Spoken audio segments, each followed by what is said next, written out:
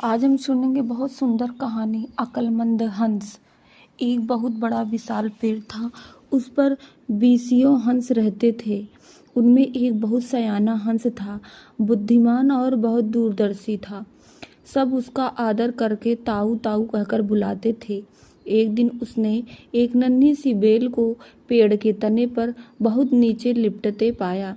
ताऊ ने दूसरे हंसों को बुलाकर कहा, देखो, इस बेल को नष्ट कर दो। एक दिन यह बेल हम सबको मौत के मुंह ले जाएगी। एक युवा हंस हंसते हुए बोला, ताऊ, यह छोटी सी बेल हमें कैसे मौत के मुंह में ले जाएगी।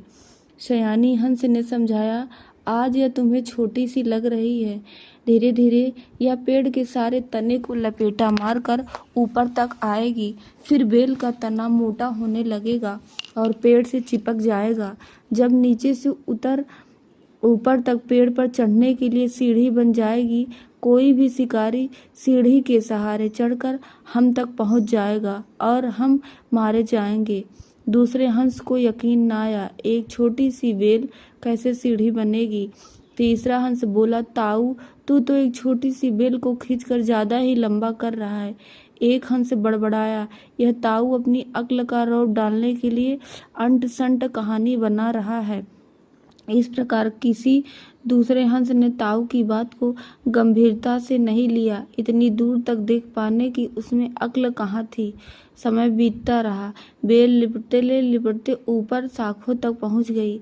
बेल का तना मोटा होना शुरू हुआ और सचमुच ही पेड़ के तने पर सीढ़ी बन गई, जिस पर आसानी से चढ़ा जा सकता था। सबको ताऊ की बात की सच्चाई सामने नजर आने लगी, पर अब कुछ नहीं किया जा सकता, क्योंकि बेल इतनी मजबूत हो गई कि उसे नष्ट करना हंसों के बस की बात नहीं थी। एक दिन जब सब हंस दागा चुगने बाहर गए थे, तब एक बहेलिया उधर आ गया। पेड़ पर बनी सीढ़ी को देखते ही उसने पेड़ पर चढ़कर जाल बिछाया और चला गया। साँझ को सारे हंस लौटे आए। पेड़ पर उतरे तो बहेलिए के जाल में बुरी तरह फंस गए। जब वे जाल में फंस गए, फड़फड़ाने लगे, तब उन्हें ताऊ की बुद्धिमानी और दूरदर्शिता का पता चला। तब ताऊ की बात न मानने के लिए लज्जित थे और अपने आप को कोस रहे थे। ताऊ सबसे रुष्ट था और चुप बैठा था। एक हंस ने हिम्मत करके, ताऊ, हम मूर्ख हैं, लेकिन अब हमसे मुंह मत फेरो। दूसरा हंस बोला, इस संकट से निकलने की तरकीब तू की हमें बता सकता है। आगे हम तेरी कोई बात नहीं टालेंगे। सभी हंसों ने हामी भरी। तब ताऊ ने उन्हें बताया, मेरी बात ध्यान से सुनो। जब तक बहेलिया आएगा तब मुर्दा होने का नाटक करना। बहेलिया तुम्हें मुर्दा समझकर जाल से निकाल कर जमीन पर रखता जाएगा। वहां भी मरे समान पड़े रहना। जैसे ही वह अंतिम हंस को नीचे रखेगा, मैं सीटी बजाऊंगा। मेरी सीटी सुनते ही सब उड़ जाना। सुबह बहेलिया आया। हंसों ने वैसा किया जैसा ताऊ ने समझाया। सचमुच बहेलिया हंसों को मुर्दा समझकर जमीन पर पटकता गया। सीढ़ी की आवाज के साथ ही सारे हंस उड़ गए। बहेलिया का अवाक होकर देखता रह गया। इससे यह सीख मिलती है कि बुद्धिमानों की सलाह गंभीरता से लेनी चाहिए। अगली कहानी है आपस की फूट। प्राचीन समय में एक विचित्र पक्षी रहता था। उसका धड़ ही एक था, परंतु सिर दो थे। नाम था उसका भर्रुंड। एक शरीर होने के बावजूद उसके सिरों में एकता नहीं थी, ना ही था तालमेल। वे एक दूसरे से बैर रखते। हर जीव सोचने समझने का काम दिमाग से होता है, और दिमाग होता है सिर में। दो सिर होने के कारण भर्रुंड के दिमाग भी दो थे, जिनमें से एक पूरब जाने की सुत्ता, दूसरा पश्चिम। फल यह होता था कि टांगे एक कदम पूरब की ओर चलती तो एक कदम पश्चिम की ओर, और भर्रुंड स्वयं को वहीं खड़ा पाता। भर्रुंड का जीवन बस दो सिरों के बीच रस्साकसी बनकर रह गया था। एक दिन भर्रुंड भोजन की तलाश में नदी तट पर घूम रहा था कि एक सिर को नीचे गिरा एक फल नजर आया। उसने चोंच मारकर उसे चखकर देखा तो जीभ चटकने लगा। वाह, ऐसा स्वादिष्ट फल तो मैंने आज तक कभी नहीं खाया। भगवान ने दुनिया में क्या क्या चीजें बनाई हैं। अच्छा, जरा मैं भी चक्कर देखूं, कहकर दूसरे ने अपनी चोंच उस फल की ओर बढ़ाई ही थी कि उसके सिर ने झटक कर दूसरे सिर को दूर फेंका और बोला, अपनी गंदी चोंच इस फल से दूर ही रख। यह फल मैंने पाया है और इसे मैं ही खाऊंगा। अरे, हम दोनों एक ही सिर के भाग हैं, खाने पीने की चीज तो हमें बांटकर खानी चाहिए। दूसरे सिर ने दलील की। पहला सिर कहने लगा, ठीक, हम एक शरीर के भाग हैं, पेट हमारा एक है। मैं इस फल को खाऊंगा तो वह पेट में ही तो जाएगा और पेट तेरा भी है। दूसरा सिर बोला, खाने का मतलब केवल पेट भरना ही नहीं होता, जीभ का स्वाद भी तो कुछ होता है। तबीयत को संतुष्टि तो जीभ से ही मिलती है, खाने का असली मजा तो मुंह में ही है। पहला सिर तुनकर चिढ़ाने वाले स्वर में बोला, मैंने तेरी जीभ और खाने के मजे का ठेका थोड़ी ना ले रखा है। फल खाने के बाद पेट से डकार आएगी, वह डकार तेरे मुंह से भी निकलेगी, उसी से गुजारा चला लेना। अब ज्यादा बकवास ना कर और मुझे शांति से फल खाने दे। ऐसा कहकर पहला सिर चटकारे ले लेकर फल खाने लगा। इस घटना के बाद दूसरे सिर ने बदला लेने की ठान ली और मौके की तलाश में रहने लगा। कुछ दिन बाद फिर भारुंड भोजन की तलाश में घूम रहा था कि दूसरे सिर की नज़र एक फल पर पड़ी। उसे जिस चीज की तलाश थी वह उसे मिल गई। दूसरा सिर उस फल पर चोंच मारने ही जा रहा था कि पहले सिर ने चीख कर चेतावनी दी, अरे अरे, इस फल को मत खाओ। क्या तुम्हें पता नहीं कि यह विषैला फल है, इसे खाने पर मृत्यु हो सकती है। दूसरा सिर हंसा, हे, तू चुपचाप अपना काम देख, तुझे क्या लेना कि मैं क्या खा रहा हूँ। भूल गया उस दिन की बात। पहले सिर ने समझाने की कोशिश की, तूने यह फल खा लिया तो हम दोनों मर जाएंगे। दूसरा सिर तो बदला लेने पर उतारू था, बोला, मैं तेरे मरने जीने का ठेका थोड़ी ना ले रखा है, मैं तो खाना खाना चाहता हूँ, वह खाऊंगा, चाहे उसका नतीजा कुछ भी हो। अब मुझे शांति से विषैला फल खाने दे। दूसरे सिर ने सारा विषैला फल खा लिया और भारुण तड़प तड़प कर मर गया। इससे यह सीख मिलती है कि आपस की फूट सदा ले डूबती है। 1 और 11। एक बार की बात है कि बनीगरी के घन जंगल में एक उन्मत्त हाथी ने भारी उत्पात मचा रखा था। वह अपनी ताकत के नशे में चूर होने के कारण किसी को कुछ नहीं समझता था। बनगिरी में एक पेड़ पर एक चिड़िया व चीड़े का छोटा सा सुखी संसार था। चिड़िया अंडों पर बैठी नन्हे नन्हे प्यारे बच्चों को निकलने के सुनहरे सपने देखती रही। एक दिन क्रूर हाथी गरजता चिंघाड़ता पेड़ों को तोड़ता मरोड़ता उसी ओर आया। देखते ही देखते उसने चिड़िया के घोंसले वाला पेड़ भी तोड़ डाला। घोंसला नीचे आ गिरा, अंडा टूट गया और ऊपर से हाथी का पैर उस पर पड़ा।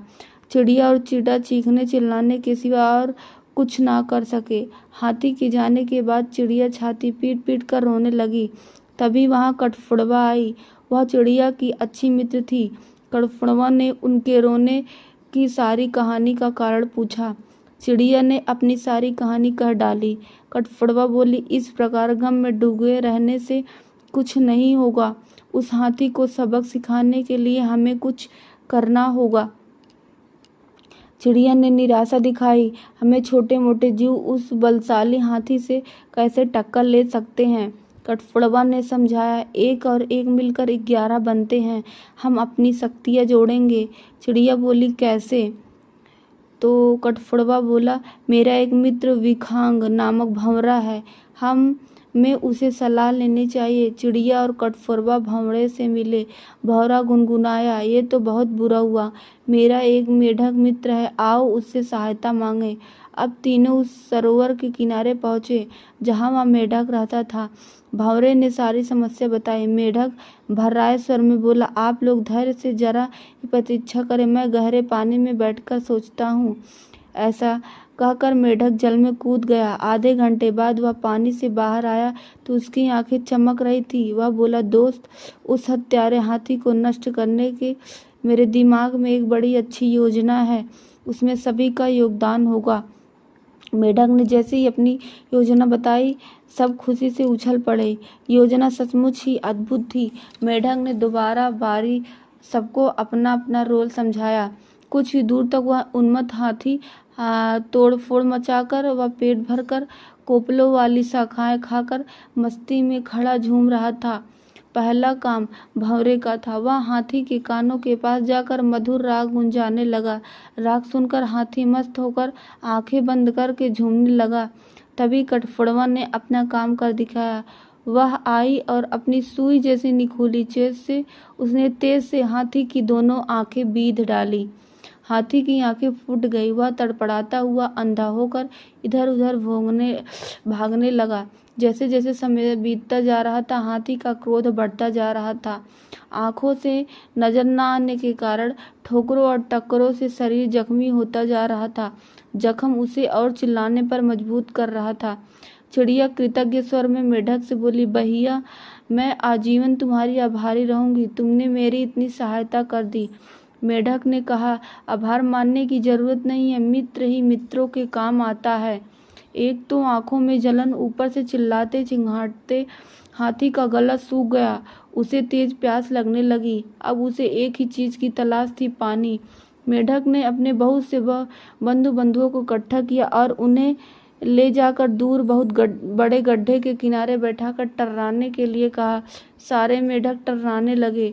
मेढक की टर्राहट सुनकर हाथी के कान खड़े हो गए। वह यह जानता था कि मेढक जल स्रोत के निकट ही वास करते हैं। वह उसी दिशा में चल पड़ा। टर्राहट और तेज होती जा रही थी। प्यासा हाथी और तेज भागने लगा। जैसे ही हाथी गड्ढे के निकट पहुंचा, मेढकों ने पूरा जोर लगाकर टर्राना शुरू किया। हाथी आगे बढ़ा और विशाल पत्थर की तरह गड्ढे में गिर पड़ा, जहां उसके प्राण पखेरु उड़ते देर न लगे। इस प्रकार उस अहंकार में डूबे हाथी का अंत हुआ। इससे यही सीख मिलती है कि एकता में बल है। अहंकारी का देर या सबेर अंत जरूर होता है। है एकता का बल। एक समय की बात है, कबूतरों का एक दल आसमान में भोजन की तलाश में उड़ता हुआ जा रहा था। गलती से वह दल भटककर ऐसे प्रदेश से गुजर रहा जहां भयंकर अकाल पड़ा था। कबूतरों का सरदार चिंतित था। कबूतरों के शरीर की शक्ति समाप्त होती जा रही थी। शीघ्र ही कुछ दाना मिलना जरूरी था। दल का युवा कबूतर उससे नीचे उड़ा रहा था। भोजन नजर न आने पर उसे ही बाकी दल को सूचित करना था। बहुत समय उड़ने के बाद कहीं वह सूखाग्रस्त क्षेत्र से बाहर आया। नीचे हरियाली नजर आने लगी तो भोजन मिलने की उम्मीद बनी। युवा कबूतर और नीचे उड़ान भरने लगा। तभी उसे नीचे खेत में बहुत सारा अन्न बिखरा नजर आया। चाचा, नीचे खेत में बहुत सारा दाना बिखरा पड़ा है, हम सबका पेट भर जाएगा। सरदार ने सूचना पाते ही कबूतरों को नीचे उतरकर खेत में बिखरा दाना चुनने का आदेश दिया। सारा दल नीचे उतरा और दाना चुगने लगा। वास्तव में वह दाना पक्षी पकड़ने वाले एक बहेलिये ने बिखेर रखा था। ऊपर पेड़ पर तना था उसका जाल। जैसे ही कबूतर दल चुगने लगा, जाल उन पर आ गिरा। सारे कबूतर फंस गए। कबूतरों के सरदार ने माथा पीटा, ओह, यह तो हम फंसने के लिए फैलाया गया जाल था। भूख ने मेरी अक्ल पर पर्दा डाल दिया। मुझे सोचना चाहिए था कि इतना अन्न बिखरा होने का कोई मतलब तो जरूर है। अब पछताए का हो जब चिड़िया चुग गई खेत। एक कबूतर रोने लगा, हम सब मारे जाएंगे। बाकी कबूतर तो हिम्मत हार बैठे थे, पर सरदार गहरी सोच में डूबा था। एकाएक उसने कहा, सुनो, जाल मजबूत है, यह ठीक है, पर इसमें इतनी भी शक्ति नहीं कि एकता की शक्ति को हरा सके। हम अपनी सारी शक्ति को जोड़ें तो मौत के मुंह में जाने से बच सकते हैं। युवा कबूतर फड़फड़ाया, चाचा, साफ साफ बताओ, तुम क्या कहने चाहते हो? जाल ने हमें तोड़ रखा है, शक्ति कैसे जोड़ें? सरदार बोला, तुम सब चोंच से जाल को पकड़ो, फिर जब मैं फुर्र कहूँ तो एक साथ जोर लगाकर उड़ना। सबने ऐसा ही किया। तभी जाल बिछाने वाला पहेलिया आता नजर आया। जाल में कबूतर को फंसा देख उसकी आंखें चमकी। हाथ में पकड़ा डंडा उसने मजबूती से पकड़ा हुआ जाल की ओर दौड़ा। बहेलिया जाल से कुछ ही दूर था कि कबूतरों का सरदार बोला, फुर फुर। सारे कबूतर एक साथ जोर लगाकर उड़े तो पूरा जाल हवा में ऊपर उठा और सारे कबूतर जाल को लेकर वहीं ही उड़ने लगे। कबूतरों को जाल सहित उड़ते देखकर बहेलिया अवाक रह गया।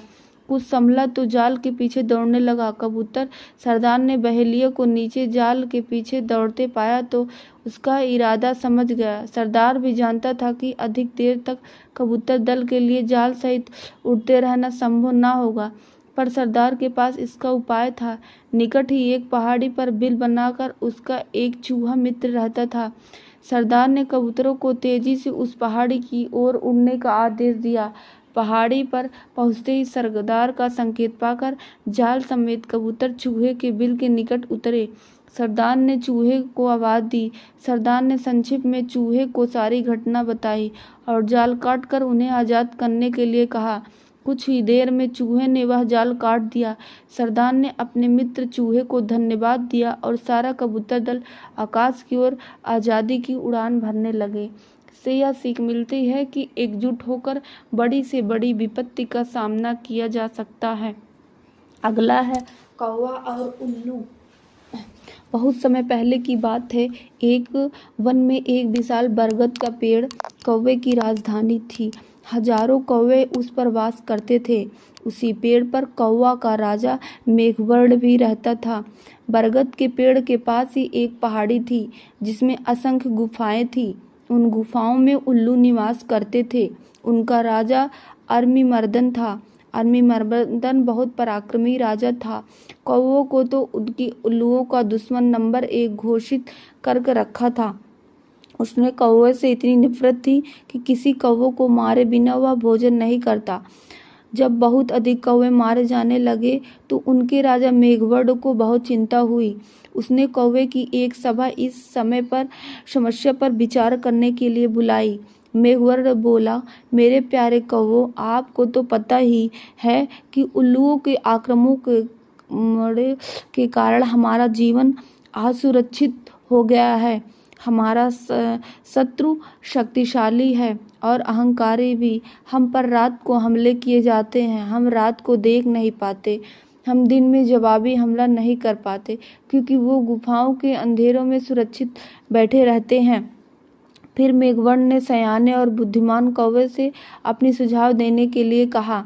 एक डरपोक कौवा बोला, हमें उल्लू से समझौता कर लेना चाहिए। वह जो शर्तें रखे हमें स्वीकार करें। अपने से ताकतवर दुश्मन से पिटते रहने में क्या तुक है। बहुत से कौवे ने कां कां करके विरोध प्रकट किया। एक गर्म दिमाग का कौवा चीखा, हमें उन दुष्टों से बात नहीं करनी चाहिए। सब उठो और उन पर आक्रमण कर दो। एक निराशावादी कौवा बोला, शत्रु बलवान है, हमें यह स्थान छोड़कर चले जाना चाहिए। सयाने कौवे ने सलाह दी, अपना घर छोड़ना ठीक नहीं होगा। हम यहाँ से गए तो बिल्कुल ही टूट जाएंगे। हमें यहीं रहकर और पक्षियों से सहायता लेनी चाहिए। कौवों में सबसे चतुर व बुद्धिमान स्थिरजीवी नामक कौवा था, जो चुपचाप बैठकर सबकी दलीलें सुन रहा था। राजा मेघवर्ण उसकी ओर मुड़ा। महाशय, आप चुप हैं, मैं आपकी राय जानना चाहता हूँ।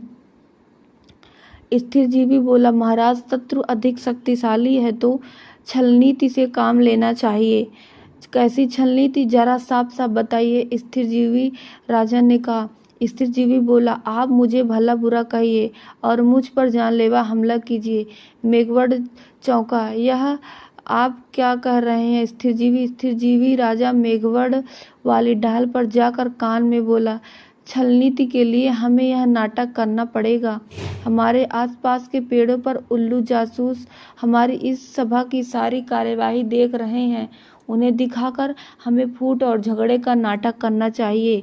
इसके बाद आप सारे कौवों को लेकर ऋष्यमुख पर्वत पर जाकर मेरी प्रतीक्षा करें। मैं उल्लुओं के दल में शामिल होकर उनके विनाश का सामान जुटाऊंगा। घर का भेदी बनकर उनकी लंका ढाऊंगा। फिर नाटक शुरू हुआ। स्थिरजीवी चिल्लाकर बोला, मैं जैसा कहता हूँ वैसा कर। राजा के बच्चे, हमें मरवाने पर तुला है। मेघवर्ण चीख उठा, गद्दार, राजा से ऐसी बदतमीजी से बोलने की तेरी हिम्मत कैसे हुई। कौवे एक साथ चिल्ला उठे, इस गद्दार को मार दो। राजा मेघवर्ण ने अपने पंख से स्थिरजीवी को जोरदार झापड़ मारकर तनी से गिरा दिया और घोषणा की, मैं गद्दार स्थिरजीवी को कौवा समाज से निकाल रहा हूँ। अब से कोई कौवा इस नीच से कोई संबंध नहीं रखेगा। आसपास के पेड़ों पर छिपे बैठे उल्लू जासूसों की आंखें चमक उठी। उल्लुओं के राजा को जासूसों ने सूचना दी कि कौवों में फूट पड़ी है, मारपीट और गाली गलौज हो रहा है। इतना ही सुनते उल्लुओं के सेनापति ने राजा से कहा, महाराज, यही मौका है कौवों पर आक्रमण करने का। इस समय हमें उन्हें आसानी से हरा देंगे। उल्लुओं के राजा अरविंदमर्दन को सेनापति की बात सही लगी। उसने तुरंत आक्रमण का आदेश दिया।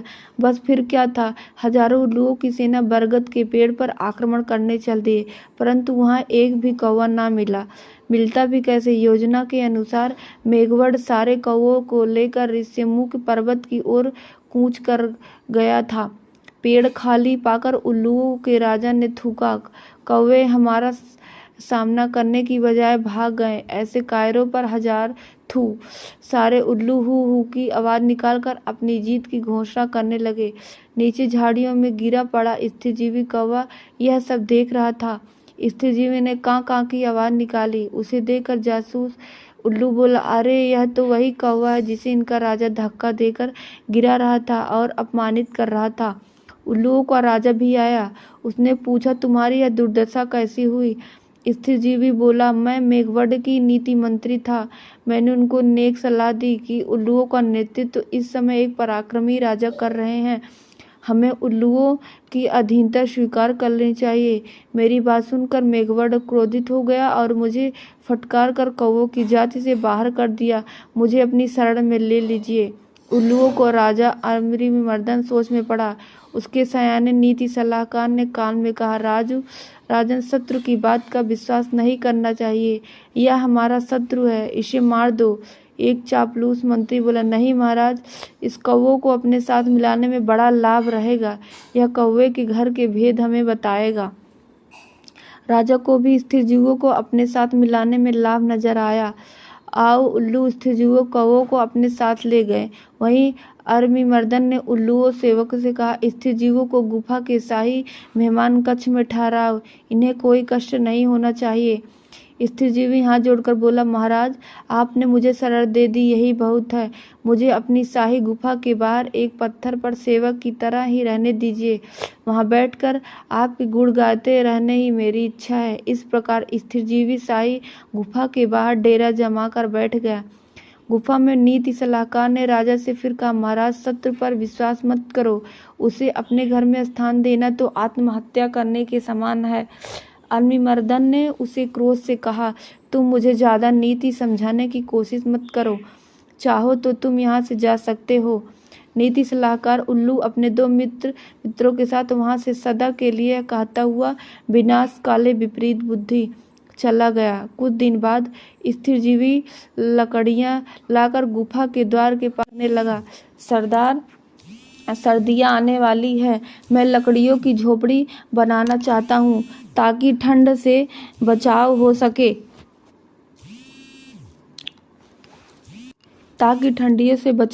सके। धीरे धीरे लकड़ियों का काफी ढेर जमा हो गया। एक दिन जब सारे उल्लू सो रहे थे तो स्थिरजीवी वहां से उड़कर सीधे ऋष्यमुख पर्वत पर पहुंचा, जहां मेघवर्ण और कौवों सहित उसकी प्रतीक्षा कर रहे थे। स्थिरजीवी ने कहा, अब आप सब निकट के जंगल में जहां आग लगी है, एक एक जलती लकड़ी चोंच में उठाकर मेरे पीछे आइए। कौवे की सेना चोंच में जलती लकड़ियां पकड़ स्थिरजीवी के साथ उल्लुओं की गुफा में आ पहुंचा। स्थिरजीवी द्वारा ढेर कौवा की सेना चोंच में जलती लकड़ियां पकड़ स्थिरजीवी के साथ उल्लुओं की गुफाओं में आ पहुंचा। स्थिरजीवी द्वारा ढेर लगाई लकड़ियों में आग लगा दी। सभी उल्लू जलने या दम घुटने से मर गए। राजा मेघवर्ण ने स्थिरजीवी को कौवा रत्न की उपाधि दी। इस प्रकार हमारी कथाएं संपूर्ण होती हैं। आज हम सुनेंगे बहुत सुंदर कहानी, अक्लमंद हंस। एक बहुत बड़ा विशाल पेड़ था। उस पर 20 हंस रहते थे। उनमें एक बहुत सयाना हंस था, बुद्धिमान और बहुत दूरदर्शी था। सब उसका आदर करके ताऊ ताऊ कहकर बुलाते थे। एक दिन उसने एक नन्ही सी बेल को पेड़ के तने पर बहुत नीचे लिपटते पाया। ताऊ ने दूसरे हंसों को बुलाकर कहा, देखो, इस बेल को नष्ट कर दो। एक दिन यह बेल हम सबको मौत के मुंह ले जाएगी। एक युवा हंस हंसते हुए बोला, ताऊ, यह छोटी सी बेल हमें कैसे मौत के मुंह में ले जाएगी? सयानी हंस ने समझाया, आज यह तुम्हें छोटी सी लग रही है, धीरे धीरे यह पेड़ के सारे तने को लपेटा मारकर ऊपर तक आएगी। फिर बेल का तना मोटा होने लगेगा और पेड़ से चिपक जाएगा। जब नीचे से ऊपर तक पेड़ पर चढ़ने के लिए सीढ़ी बन जाएगी, कोई भी शिकारी सीढ़ी के सहारे चढ़कर हम तक पहुंच जाएगा और हम मारे जाएंगे। दूसरे हंस को यकीन न आया, एक छोटी सी बेल कैसे सीढ़ी बनेगी? तीसरा हंस बोला, ताऊ, तू तो एक छोटी सी बेल को खींचकर ज्यादा ही लंबा कर रहा है। एक हंस बड़बड़ाया, यह ताऊ अपनी अक्ल का रौब डालने के लिए अंट संट कहानी बना रहा है। इस प्रकार किसी दूसरे हंस ने ताऊ की बात को गंभीरता से नहीं लिया। इतनी दूर तक देख पाने की उसमें अक्ल कहाँ थी। समय बीतता रहा। बेल लिपटते ऊपर शाखों तक पहुंच गई। बेल का तना मोटा होना शुरू हुआ और सचमुच ही पेड़ के तने पर सीढ़ी बन गई, जिस पर आसानी से चढ़ा जा सकता था। सबको ताऊ की बात की सच्चाई सामने नजर आने लगी, पर अब कुछ नहीं किया जा सकता, क्योंकि बेल इतनी मजबूत हो गई कि उसे नष्ट करना हंसों के बस की बात नहीं थी। एक दिन जब सब हंस दागा चुगने बाहर गए थे, तब एक बहेलिया उधर आ गया। पेड़ पर बनी सीढ़ी को देखते ही उसने पेड़ पर चढ़कर जाल बिछाया और चला गया। साँझ को सारे हंस लौटे आए। पेड़ पर उतरे तो बहेलिए के जाल में बुरी तरह फंस गए। जब वे जाल में फंस गए, फड़फड़ाने लगे, तब उन्हें ताऊ की बुद्धिमानी और दूरदर्शिता का पता चला। तब ताऊ की बात न मानने के लिए लज्जित थे और अपने आप को कोस रहे थे। ताऊ सबसे रुष्ट था और चुप बैठा था। एक हंस ने हिम्मत करके, ताऊ, हम मूर्ख हैं, लेकिन अब हमसे मुंह मत फेरो। दूसरा हंस बोला, इस संकट से निकलने की तरकीब तू की हमें बता सकता है? आगे हम तेरी कोई बात नहीं टालेंगे। सभी हंसों ने हामी भरी। तब ताऊ ने उन्हें बताया, मेरी बात ध्यान से सुनो। जब तक बहेलिया आएगा तब मुर्दा होने का नाटक करना। बहेलिया तुम्हें मुर्दा समझकर जाल से निकालकर जमीन पर रखता जाएगा। वहाँ भी मरे समान पड़े रहना। जैसे ही वह अंतिम हंस को नीचे रखेगा, मैं सीटी बजाऊंगा। मेरी सीटी सुनते ही सब उड़ जाना। सुबह बहेलिया आया। हंसों ने वैसा किया जैसा ताऊ ने समझाया। सचमुच बहेलिया हंसों को मुर्दा समझकर जमीन पर पटकता गया। सीढ़ी की आवाज के साथ ही सारे हंस उड़ गए। बहेलिया का आवाक होकर देखता रह गया। इससे यह सीख मिलती है कि बुद्धिमानों की सलाह गंभीरता से लेनी चाहिए। अगली कहानी है आपस की फूट। प्राचीन समय में एक विचित्र पक्षी रहता था। उसका धड़ ही एक था, परंतु सिर दो थे। नाम था उसका भर्रुंड। एक शरीर होने के बावजूद उसके सिरों में एकता नहीं थी, ना ही था तालमेल। वे एक दूसरे से बैर रखते। हर जीव सोचने समझने का काम दिमाग से होता है और दिमाग होता है सिर में। दो सिर होने के कारण भर्रुंड के दिमाग भी दो थे, जिनमें से एक पूरब जाने की सुत्ता, दूसरा पश्चिम। फल यह होता था कि टांगे एक कदम पूरब की ओर चलती तो एक कदम पश्चिम की ओर, और भर्रुंड स्वयं को वहीं खड़ा पाता। भर्रुंड का जीवन बस दो सिरों के बीच रस्साकसी बनकर रह गया था। एक दिन भर्रुंड भोजन की तलाश में नदी तट पर घूम रहा था कि एक सिर को नीचे गिरा एक फल नजर आया। उसने चोंच मारकर उसे चखकर देखा तो जीभ चटकने लगा। वाह, ऐसा स्वादिष्ट फल तो मैंने आज तक कभी नहीं खाया। भगवान ने दुनिया में क्या क्या चीजें बनाई हैं। अच्छा, जरा मैं भी चक्कर देखूं, कहकर दूसरे ने अपनी चोंच उस फल की ओर बढ़ाई ही थी कि उसके सिर ने झटक कर दूसरे सिर को दूर फेंका और बोला, अपनी गंदी चोंच इस फल से दूर ही रख। यह फल मैंने पाया है और इसे मैं ही खाऊंगा। अरे, हम दोनों एक ही सिर के भाग हैं। खाने पीने की चीज़ तो हमें बांटकर खानी चाहिए। दूसरे सिर ने दलील की। पहला सिर कहने लगा, ठीक, हम एक शरीर के भाग हैं, पेट हमारा एक है। मैं इस फल को खाऊंगा तो वह पेट में ही तो जाएगा और पेट तेरा भी है। दूसरा सिर बोला, खाने का मतलब केवल पेट भरना ही नहीं होता, जीभ का स्वाद भी तो कुछ होता है। तबीयत को संतुष्टि तो जीभ से ही मिलती है, खाने का असली मजा तो मुंह में ही है। पहला सिर तुनकर चिढ़ाने वाले स्वर में बोला, मैंने तेरी जीभ और खाने के मजे का ठेका थोड़ी ना ले रखा है। फल खाने के बाद पेट से डकार आएगी, वह डकार तेरे मुंह से भी निकलेगी, उसी से गुजारा चला लेना। अब ज़्यादा बकवास ना कर और मुझे शांति से फल खाने दे। ऐसा कहकर पहला सिर चटकारे ले लेकर फल खाने लगा। इस घटना के बाद दूसरे सिर ने बदला लेने की ठान ली और मौके की तलाश में रहने लगा। कुछ दिन बाद फिर भारुंड भोजन की तलाश में घूम रहा था कि दूसरे सिर की नज़र एक फल पर पड़ी। उसे जिस चीज़ की तलाश थी वह उसे मिल गई। दूसरा सिर उस फल पर चोंच मारने ही जा रहा था कि पहले सिर ने चीख कर चेतावनी दी, अरे अरे, इस फल को मत खाओ। क्या तुम्हें पता नहीं कि यह विषैला फल है, इसे खाने पर मृत्यु हो सकती है। दूसरा सिर हंसा, हे, तू चुपचाप अपना काम देख, तुझे क्या लेना कि मैं क्या खा रहा हूँ। भूल गया उस दिन की बात।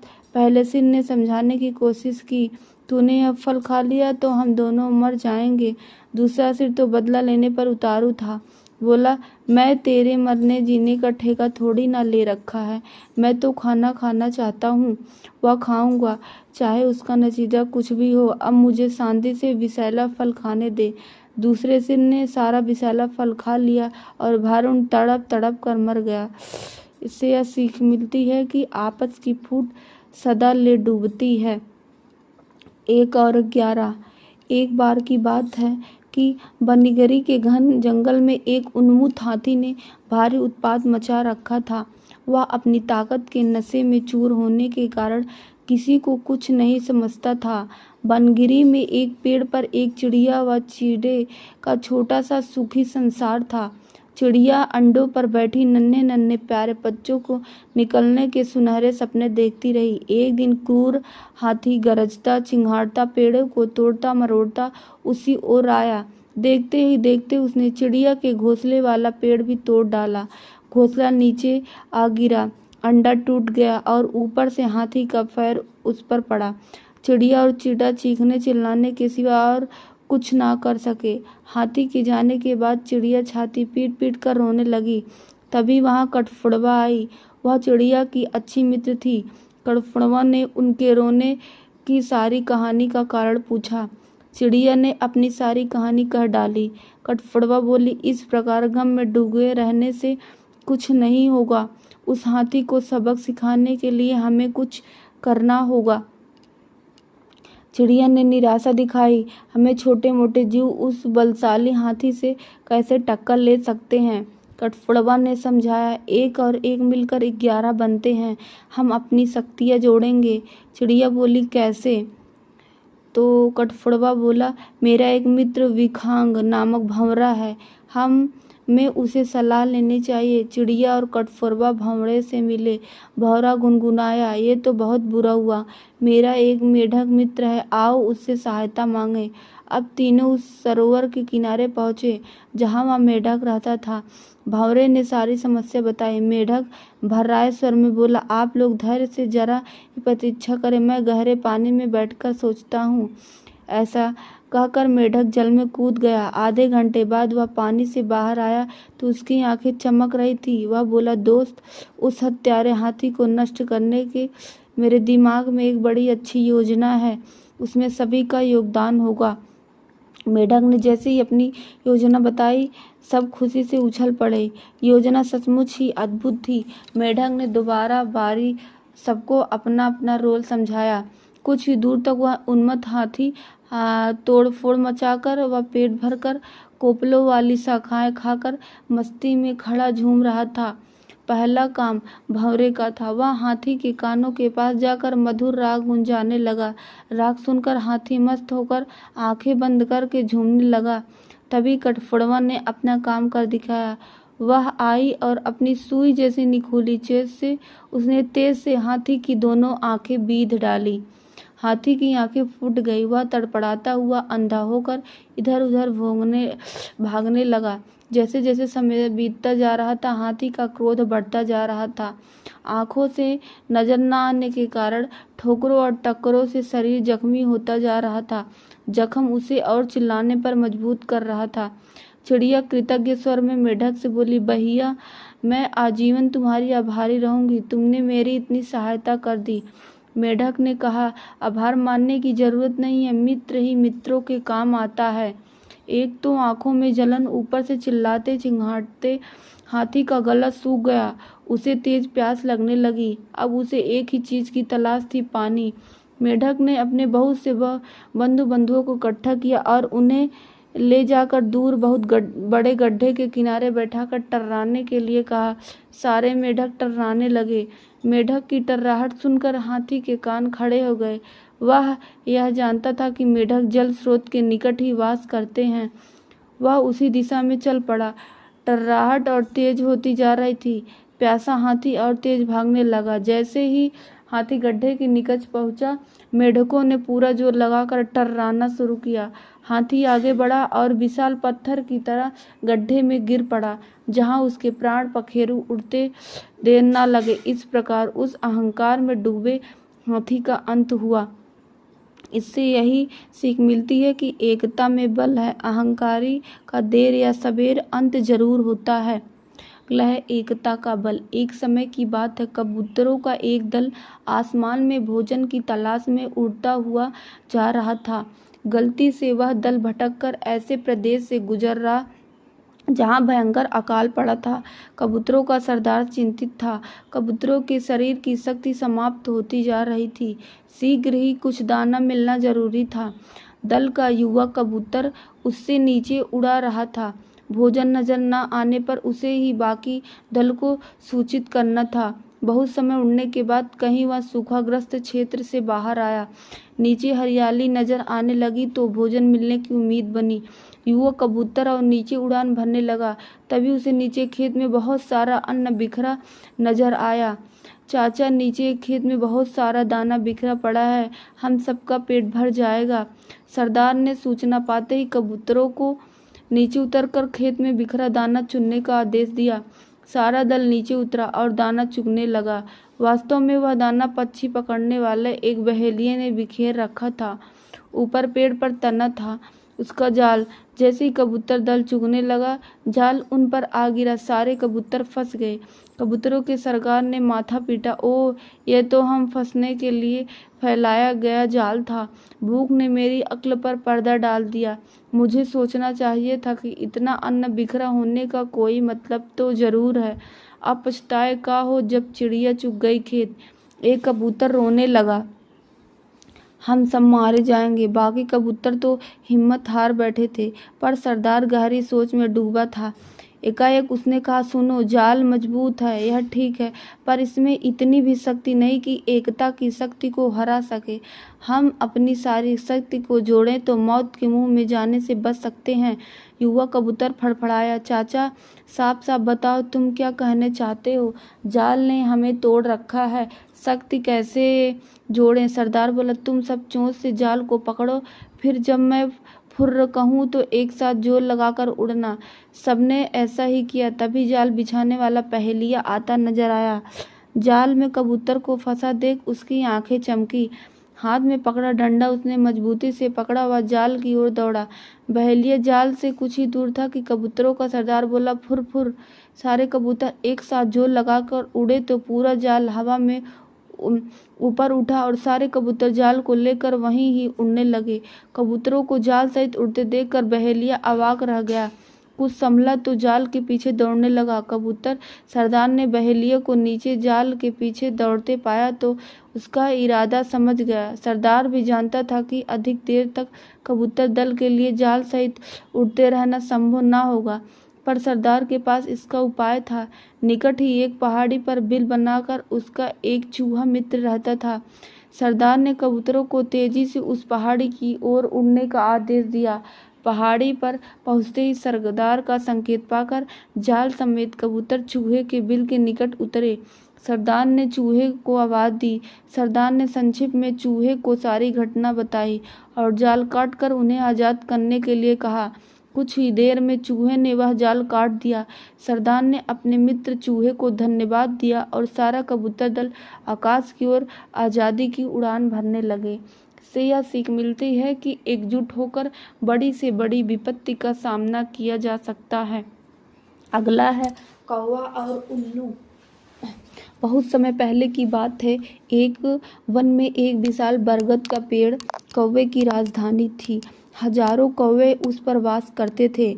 उसी पेड़ पर कौवा का राजा मेघवर्ण भी रहता था। बरगद के पेड़ के पास ही एक पहाड़ी थी जिसमें असंख्य गुफाएं थीं। उन गुफाओं में उल्लू निवास करते थे। उनका राजा अरमीमर्दन था। अरमीमर्दन बहुत पराक्रमी राजा था। कौवों को तो उनकी उल्लुओं का दुश्मन नंबर 1 घोषित करके रखा था। उसने कौवे से इतनी नफरत थी कि किसी कौवे को मारे बिना वह भोजन नहीं करता। जब बहुत अधिक कौवे मारे जाने लगे तो उनके राजा मेघवर्ण को बहुत चिंता हुई। उसने कौवे की एक सभा इस समस्या पर विचार करने के लिए बुलाई। मेघवर्ण बोला, मेरे प्यारे कौवों, आपको तो पता ही है कि उल्लुओं के आक्रमणों के कारण हमारा जीवन असुरक्षित हो गया है। हमारा शत्रु शक्तिशाली है और अहंकारी भी। हम पर रात को हमले किए जाते हैं। हम रात को देख नहीं पाते। हम दिन में जवाबी हमला नहीं कर पाते क्योंकि वो गुफाओं के अंधेरों में सुरक्षित बैठे रहते हैं। फिर मेघवर्ण ने सयाने और बुद्धिमान कौवे से अपनी सुझाव देने के लिए कहा। एक डरपोक कौवा बोला, हमें उल्लू से समझौता कर लेना चाहिए। वह जो शर्तें रखे हमें स्वीकार करें। अपने से ताकतवर दुश्मन से पिटते रहने में क्या तुक है। बहुत से कौवे ने कां कां करके विरोध प्रकट किया। एक गर्म दिमाग का कौवा चीखा, हमें उन दुष्टों से बात नहीं करनी चाहिए। सब उठो और उन पर आक्रमण कर दो। एक निराशावादी कौवा बोला, शत्रु बलवान है, हमें यह स्थान छोड़कर चले जाना चाहिए। सयाने कौवे ने सलाह दी, अपना घर छोड़ना ठीक नहीं होगा। हम यहाँ से गए तो बिल्कुल ही टूट जाएंगे। हमें यहीं रहकर और पक्षियों से सहायता लेनी चाहिए। कौवों में सबसे चतुर व बुद्धिमान स्थिरजीवी नामक कौवा था, जो चुपचाप बैठकर सबकी दलीलें सुन रहा था। राजा मेघवर्ण उसकी ओर मुड़ा। महाशय, आप चुप हैं, मैं आपकी राय जानना चाहता हूँ। स्थिरजीवी बोला, महाराज, शत्रु अधिक शक्तिशाली है तो छलनीति से काम लेना चाहिए। कैसी छलनीति, जरा साफ साफ बताइए, स्थिरजीवी राजा ने कहा। स्थिरजीवी बोला, आप मुझे भला बुरा कहिए और मुझ पर जानलेवा हमला कीजिए। मेघवर्ण चौंका, यह आप क्या कह रहे हैं स्थिरजीवी राजा मेघवर्ण वाली ढाल पर जाकर कान में बोला, छलनीति के लिए हमें यह नाटक करना पड़ेगा। हमारे आसपास के पेड़ों पर उल्लू जासूस हमारी इस सभा की सारी कार्यवाही देख रहे हैं। उन्हें दिखाकर हमें फूट और झगड़े का नाटक करना चाहिए। इसके बाद आप सारे कौवों को लेकर ऋष्यमुख पर्वत पर जाकर मेरी प्रतीक्षा करें। मैं उल्लुओं के दल में शामिल होकर उनके विनाश का सामान जुटाऊंगा। घर का भेदी बनकर उनकी लंका ढाऊंगा। फिर नाटक शुरू हुआ। स्थिरजीवी चिल्लाकर बोला, मैं जैसा कहता हूँ वैसा कर। राजा के बच्चे, हमें मरवाने पर तुला है। मेघवर्ण चीख उठा, गद्दार, राजा से ऐसी बदतमीजी से बोलने की तेरी हिम्मत कैसे हुई। कौवे एक साथ चिल्ला उठे, इस गद्दार को मार दो। राजा मेघवर्ण ने अपने पंख से स्थिरजीवी को जोरदार झापड़ मारकर तनी से गिरा दिया और घोषणा की, मैं गद्दार स्थिरजीवी को कौवा समाज से निकाल रहा हूँ। अब से कोई कौवा इस नीच से कोई संबंध नहीं रखेगा। आसपास के पेड़ों पर छिपे बैठे उल्लू जासूसों की आंखें चमक उठी। उल्लुओं के राजा को जासूसों ने सूचना दी कि कौवों में फूट पड़ी है, मारपीट और गाली गलौज हो रहा है। इतना ही सुनते उल्लुओं के सेनापति ने राजा से कहा, महाराज, यही मौका है कौवों पर आक्रमण करने का। इस समय हमें उन्हें आसानी से हरा देंगे। उल्लुओं के राजा अरमीमर्दन को सेनापति की बात सही लगी। उसने तुरंत आक्रमण का आदेश दिया। बस फिर क्या था, हजारों उल्लुओं की सेना बरगद के पेड़ पर आक्रमण करने चल दिए, परंतु वहां एक भी कौवा ना मिला। मिलता भी कैसे? योजना के अनुसार मेघवर्ण सारे कौवों को लेकर ऋष्यमुख पर्वत की ओर कूच कर गया था। पेड़ खाली पाकर उल्लुओं के राजा ने थूका, कौवे हमारा सामना करने की बजाय भाग गए। ऐसे कायरों पर हजार थू। सारे उल्लू हू हू की आवाज निकालकर अपनी जीत की घोषणा करने लगे। नीचे झाड़ियों में गिरा पड़ा स्थिरजीवी कौवा यह सब देख रहा था। स्थिरजीवी ने कां कां की आवाज निकाली। उसे देखकर जासूस उल्लू बोला, अरे यह तो वही कौवा है जिसे इनका राजा धक्का देकर गिरा रहा था और अपमानित कर रहा था। उल्लुओं का राजा भी आया। उसने पूछा, तुम्हारी यह दुर्दशा कैसी हुई? स्थिरजीवी बोला, मैं मेघवर्ण की नीति मंत्री था। मैंने उनको नेक सलाह दी कि उल्लुओं का नेतृत्व इस समय एक पराक्रमी राजा कर रहे हैं। हमें उल्लुओं की अधीनता स्वीकार कर लेनी चाहिए। मेरी बात सुनकर मेघवर्ण क्रोधित हो गया और मुझे फटकार कर कौवों की जाति से बाहर कर दिया। मुझे अपनी शरण में ले लीजिए। उल्लुओं को राजा अरिमर्दन सोच में पड़ा। उसके सयाने नीति सलाहकार ने कान में कहा, राजन, शत्रु की बात का विश्वास नहीं करना चाहिए। यह हमारा शत्रु है, इसे मार दो। एक चापलूस मंत्री बोला, नहीं महाराज, इस कौवे को अपने साथ मिलाने में बड़ा लाभ रहेगा। यह कौवे के घर के भेद हमें बताएगा। राजा को भी स्थिरजीवों को अपने साथ मिलाने में लाभ नजर आया। आओ उल्लू स्थिरजीवों कौवों को अपने साथ ले गए। वहीं अरिमर्दन ने उल्लुओं सेवक से कहा, स्थिरजीवों को गुफा के शाही मेहमान कक्ष में ठहराओ। इन्हें कोई कष्ट नहीं होना चाहिए। स्थिरजीवी हाथ जोड़कर बोला, महाराज, आपने मुझे शरण दे दी, यही बहुत है। मुझे अपनी शाही गुफा के बाहर एक पत्थर पर सेवक की तरह ही रहने दीजिए। वहां बैठकर आपके गुण गाते रहने ही मेरी इच्छा है। इस प्रकार स्थिरजीवी शाही गुफा के बाहर डेरा जमा कर बैठ गया। गुफा में नीति सलाहकार ने राजा से फिर कहा, महाराज, शत्रु पर विश्वास मत करो। उसे अपने घर में स्थान देना तो आत्महत्या करने के समान है। अरिमर्दन ने उसे क्रोध से कहा, तुम मुझे ज्यादा नीति समझाने की कोशिश मत करो। चाहो तो तुम यहाँ से जा सकते हो। नीति सलाहकार उल्लू अपने दो मित्रों के साथ वहां से सदा के लिए कहता हुआ विनाश काले विपरीत बुद्धि चला गया। कुछ दिन बाद स्थिरजीवी लकड़ियां लाकर गुफा के द्वार के पास रखने लगा। सरदार, सर्दियाँ आने वाली है। मैं लकड़ियों की झोपड़ी बनाना चाहता हूँ ताकि ठंड से बचाव हो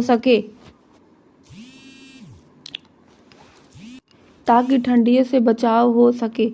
धीरे धीरे लकड़ियों का काफी ढेर जमा हो गया। एक दिन जब सारे उल्लू सो रहे थे तो स्थिरजीवी वहां से उड़कर सीधे ऋष्यमुख पर्वत पर पहुंचा, जहां मेघवर्ण और कौवों सहित उसकी प्रतीक्षा कर रहे थे। स्थिरजीवी ने कहा, अब आप सब निकट के जंगल में जहां आग लगी है, एक एक जलती लकड़ी चोंच में उठाकर मेरे पीछे आइए। कौवे की सेना चोंच में जलती लकड़ियां पकड़ स्थिरजीवी के साथ उल्लुओं की गुफा में आ पहुंचा। स्थिरजीवी द्वारा ढेर कौवा की सेना चोंच में जलती लकड़ियां पकड़ स्थिरजीवी के साथ उल्लुओं की गुफाओं में आ पहुंचा। स्थिरजीवी द्वारा ढेर लगाई लकड़ियों में आग लगा दी। सभी उल्लू जलने या दम घुटने से मर गए। राजा मेघवर्ण ने स्थिरजीवी को कौवा रत्न की उपाधि दी। इस प्रकार हमारी कथाएं संपूर्ण होती हैं।